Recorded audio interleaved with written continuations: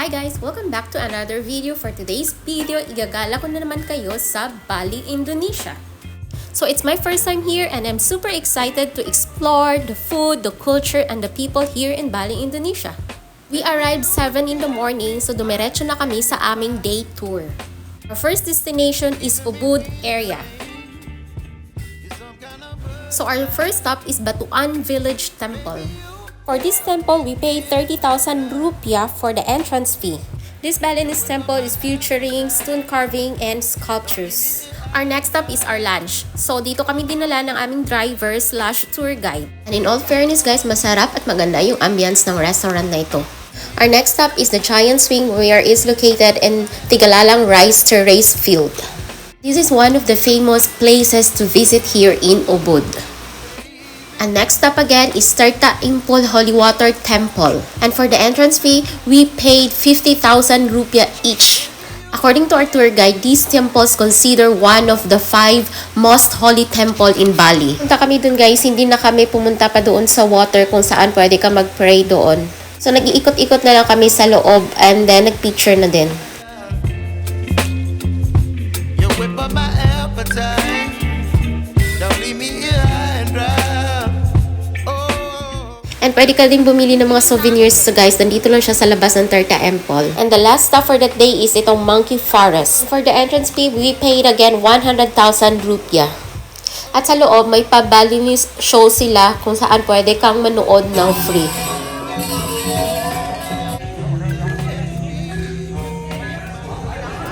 So after namin nanood, nag-ikot-ikot na lang din kami dito sa loob ng forest na to. So habang nag-ikot-ikot kami, naabutan namin ito na nagpapakain sila sa mga unggoy. Corn at potato ang binibigay nila sa mga monkey. So room tour tayo guys, pagpasok natin, ayan.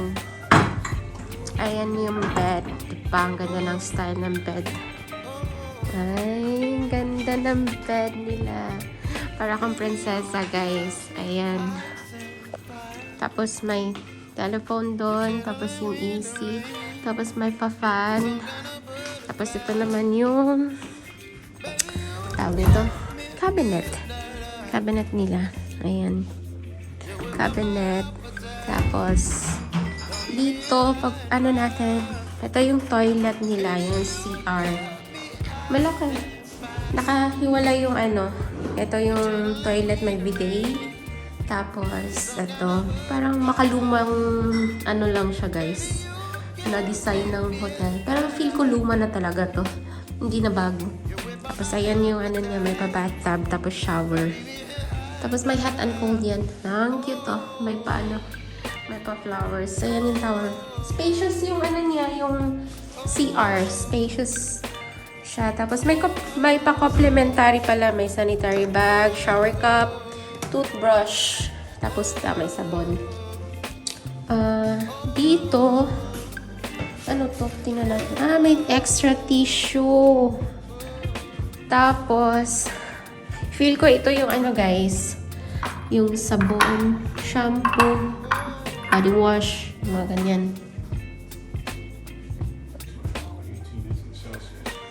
Ito yung pa ano nila. May pa mirror sila dito, may pa vanity. Tapos ito yung mini fridge nila. May laman pero charge yan pag ginamit nyo. Tapos, may pa-complimentary sila na sugar, coffee, ayan. Pero, free yung ano nila, guys. Yung breakfast. May kasama na siyang breakfast. So, ito. Nakuha ko pala to sa, sa agoda.com. Ang pangalan ng hotel na to is Nix Eden Cottage Hotel. So, dito sa Ubud. Ubud, Bali. Ayun. Ito yung lobby ng hotel, guys. Ito yung lobby. So, ayan. Ayan yung gate nila. Ito naman yung gate papasok. Papasok dun sa mga rooms. Ayan. Ito naman yung lobby. Ayan. Ayan yung lobby. So, ganito. Parang Balinese talaga yung ano nila. Yung infrastructure ng hotel. Lumang hotel na talaga to. Pero all good, the quality is good, the room service is good. Mabait yung mga tao dito, sobrang bait nila. Ayan yung mga cottages, guys. Ayan. Malalaki yung mga room nila dito. Sobrang laki talaga. Pwede kayong maghabol lang. Ayan. Ang ganda. Kaya lang, maraming stairs. Yung room namin dun pa. Dun sa baba. Andun yung room namin. Diba? Tapos may pool dun. Hindi ko na mapakita sa inyo.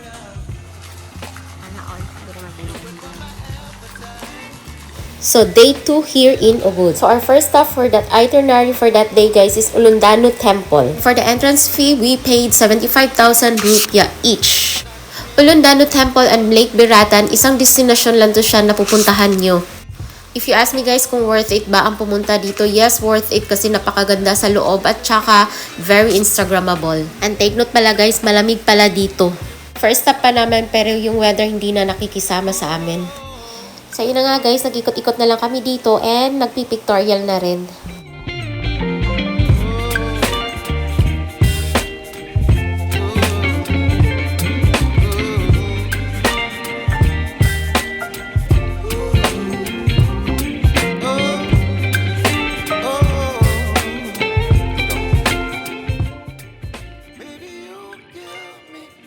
Second stop, the famous Handara Gate. At dito, di na talaga nakikisama ang panahon sa amin. Ang lakas talaga ng ulan. So sad to say, walang pictorial na nangyayari. For the third stop, Taman Ayun Temple. And for this temple, we pay 20,000 rupiah each. Napakatahimik dito sa temple na to guys. Walang gaanong mga tourist. For our last stop of the itinerary for that day is the Ubud Market. Dito sa Ubud Market guys, you can buy souvenirs and pwede ka rin makipagtawaran dito sa presyo. Pero ako, I end up na walang nabili. Kasi nga na-overwhelm ako sa mga nakikita ko. Ang end nun, di na ako bibili. On our third day, for our first itinerary is the Age. And for the entrance fee, we paid 500,000 rupiah. And for 500,000 rupiah, consumable for foods and drink. And you are just allowed 4 hours to stay dito sa The Age. And now guys, if you ask me masarap ba ang food nila, yes, napakasarap at hindi mo basta-basta mauubos yung 500,000 rupiah for just the food. If you ask me worth it ba, yes, worth it. Napakaganda doon guys. And this resort is facing the Indian Ocean. And luckily, nung nagpunta kami doon, hindi crowded kasi nga maaga kami, about 10 ata or 11 nandun na kami. After the Age, our next stop is the Uluwatu Temple. And for the entrance fee, we paid 50,000 rupiah each. And yes, they are requiring you to wear this sarong and don't worry guys, libre lang yan. Be careful lang guys pag pumunta kayo dito kasi marami ding mga monkeys dito and very aggressive sila compared to the monkey forest. Ayan lang talaga yung ganap diyan guys, mag-ikot-ikot lang kayo tapos pictorial tapos exit.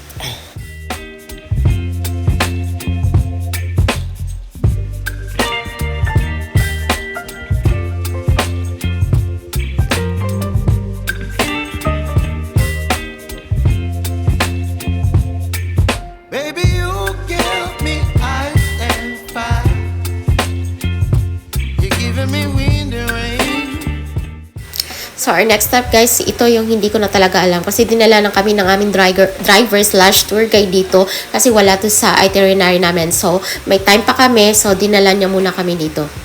Itong beach na pala to guys, nasa Uluwatu area to guys. Nung pagpasok ko pa lang, yung vibes niya guys is parang Siargao vibes kasi lahat ng nandito guys is puro mga foreigners. Maganda naman dito pero medyo crowded lang siya.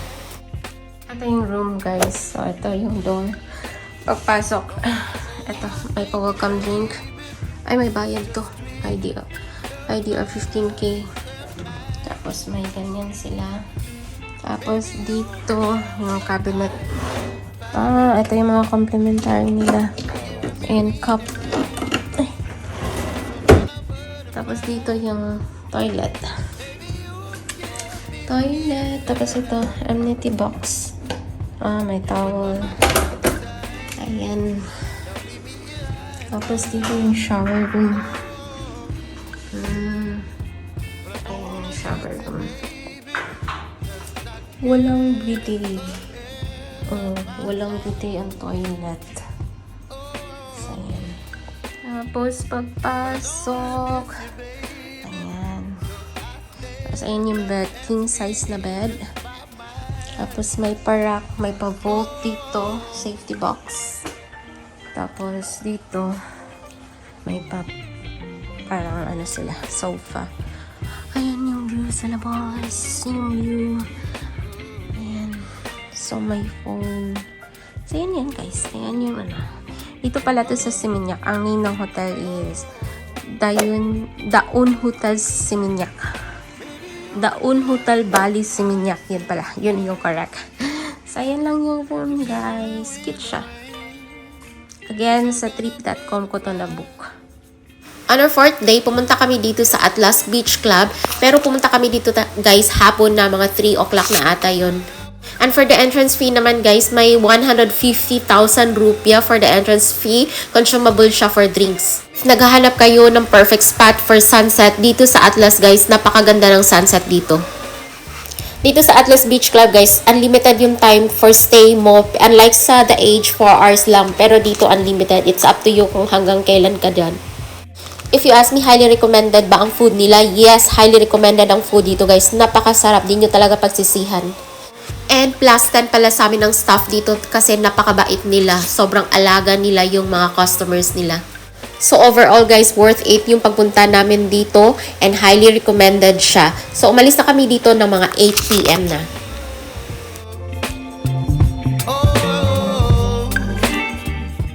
On our 5th day, which is our last day here in Bali, pumunta kami dito sa Krishna Ole Ole Bali, which is the famous and the cheapest souvenir na makakabili kayo dito sa Bali, Indonesia. Yun na nga guys, dito na ako namili na aking mga pampasalubong. Alam mo na, pag galing ka sa ibang bansa, so di talaga mawawala ang pasalubong. And very true din guys, napakamura dito guys compared dun sa mga ibang mga market na napuntahan namin. Dito sa Krishna Ole Ole, marami kang mga choices at prices na talagang mapapales ka. So name all you want na mga pasalubong guys, nandito na talaga sa Krishna Ole Ole. Napakalaki ng shop na to guys, hanggang 5th floor. Suggestion lang guys ha, if pumunta kayo dito, ihuli nyo na to sa mga itinerary nyo. Yung balang pauwi na kayo ng Pinas. Kasi nga dito mapapalaban ka talaga guys. Kasi marami kang mga choices. So, lagay ka na lang lagay ng sa basket mo. Hindi mo na namalayan yung presyo. Kaya, if you're in a tight budget, talagang ipapahuli mo to kasi nga makaka-budget ka.